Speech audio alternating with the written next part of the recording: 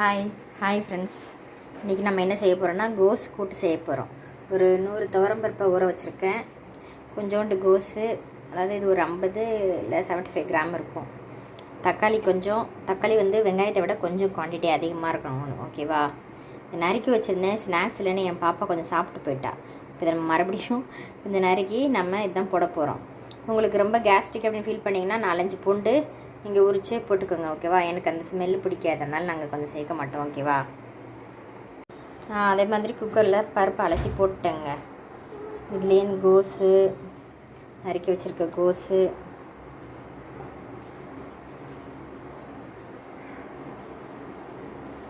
தக்காளி, வெங்காயம் எல்லாத்தையும் போட்டு ஒரு 4 விசில் விட்டுருங்க.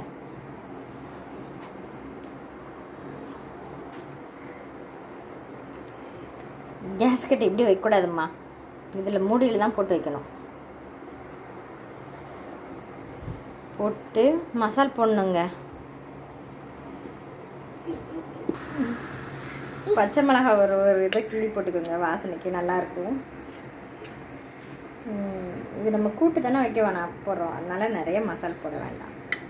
ஒரு 3/4 ஸ்பூனு வீட்டில் மசாலா அரைச்சி வச்சுருப்பீங்கள்ல, அது போதுங்க. இல்லைங்க, வீட்டில் நிறைய மசாலா இருந்தால் கொட்டிருங்க. அப்புறம் தேவையான அளவு தண்ணி ஊற்றிக்கோங்க. தேவையான அளவுனா அது முங்குற அளவுக்கு, ஓகேவா? முங்குற அளவு பூக்காதீங்க, மூங்காத அளவு கையில். இதுலேயே உப்பு கொஞ்சம், மஞ்சத்தூள் கொஞ்சம், மஞ்சத்தூள் லிமிட்டாக, உப்பு கொஞ்சம், பெருங்காயத்தூள் எல்லாமே நீங்கள் இதிலே போட்டுருங்க. சரிதா, முடிவு. ஒரு கிளறி விட்டுட்டு அப்படியே கேஸ் கட் போட்டு மூடி வச்சுருங்க. ஒரு விசில் வர வரைக்கும் ஃபுல்லாக வச்சுட்டு, அதுக்கப்புறம் ஒரு விசில் வந்த உடனே சிம்மில் வச்சுருங்க. இப்படி குக்கரை வச்சுட்டு விசில் போட்டுருங்க. போட்டு ஃபுல்லாக வச்சுருங்க. ஃபஸ்ட்டு அந்த கேஸ் இதுவாகும், அந்த ஸ்ட்ரீம் வெளில போகும். போயிட்டு நார்மல் விசில் வந்த உடனே சிம்மில் வச்சுருங்க. வச்சுட்டு ஒரு 10 மினிட்ஸ் கழித்து ஆஃப் பண்ணிவிடுவேன் நான். சிம்மில் வச்சா தான் அது நல்லா குலைவாக வேகும். நம்ம ஃபுல் ஸ்பீட்லேயே வச்சோம்னு வச்சுக்கோங்க, மேலோட்டாமல் தான் வேகும். ஸோ 2 விசில் வரட்டும், வெயிட் பண்ணுவோம். ஒரு விசில் வந்துடுச்சுங்க.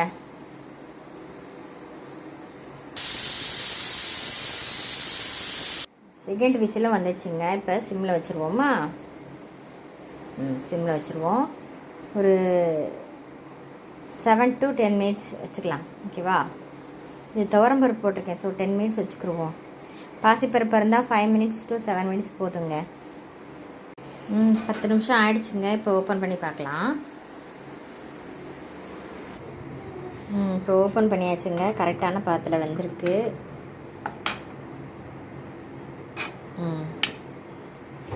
பாருங்கள் துவரம்பருப்பு இது இப்படி இருக்கணும், ஃபுல்லாக மசியாமல். எனக்கு அப்படி இருந்தால் பிடிக்கும்.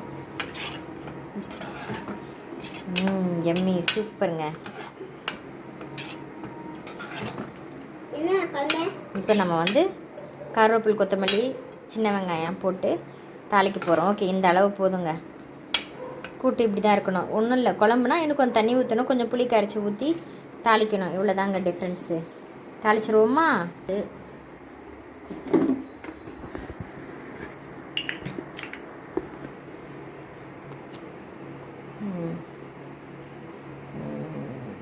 ஒரு 2 ஸ்பூனுங்க. ஓகே, 2 ஸ்பூன் எண்ணெய் ஊற்றிட்டு கடுகு உளுந்து போட்டு சின்ன வெங்காயம் நறுக்கி வச்சுருக்கேன். இது பொரியுதான்னு பார்ப்போம். பொரியணுங்க, நல்லா மொறுமொறுன்னு. வெயிட் பண்ணுங்க.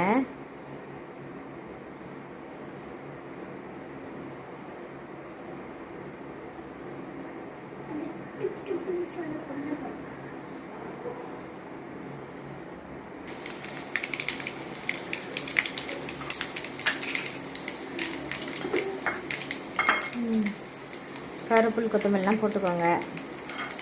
அப்புறம் இதை எடுத்து ஊற்றிடுங்க. ஸ்டவ் ஆஃப் பண்ணிட்டேன். இப்போ ஒரு கையில் செல்லை பிடிச்சிக்கிட்டே இது பண்ணுறேன்.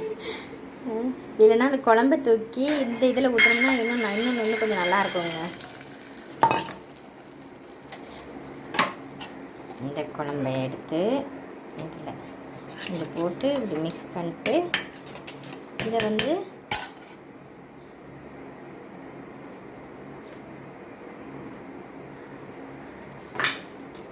இதெல்லாம் ஊற்றிடணும்.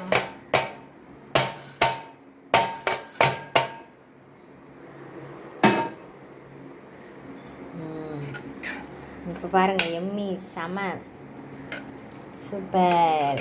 என்ன தங்கம், இந்தா டேஸ்ட் பண்ணுறியா பட்டு? இந்தா இந்த கை நீட்டு நீட்டு, சுடாதுட்டா செல்லம். இப்போ சாப்பிடு, டேஸ்ட் பண்ண. How is it? சூப்பரா? தேங்க்யூ ஃபார் வாட்சிங். பாய்.